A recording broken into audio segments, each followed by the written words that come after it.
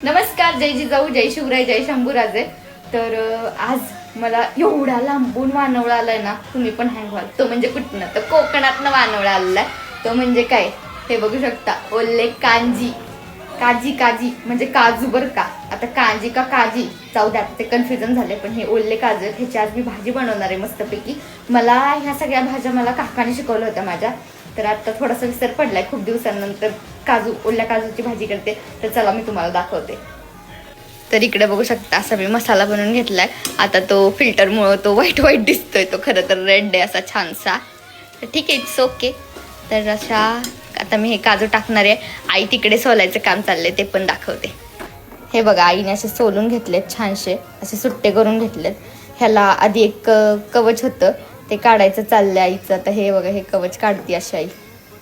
आणि मग हा असा काजू भेटतोय, छानसा ओला काजू आहे, खूप दिवसांनंतर भेटला. कोणाकोणाला आवडती ओल्या काजूची भाजी नक्की कमेंट करून सांगा. आणि त्याचबरोबर आहे ना, मला कोकणातला आता आंबा खायची इतकी इच्छा झाली ना, काय सांगू. पण अजून मोहर लागला असेल, सॉरी, पाड नसेल लागला ना आंब्यांना, त्याच्यामुळे वाट बघते. मला पण कोकणात जायचंय, बघू आता कधी योग येतोय माझा कोकणातला.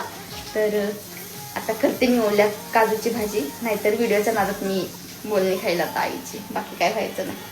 चलो तर मग, थँक्यू सो मच. इतका सुंदर वानवळा पाठवला त्यासाठी, ते म्हणजे काजू.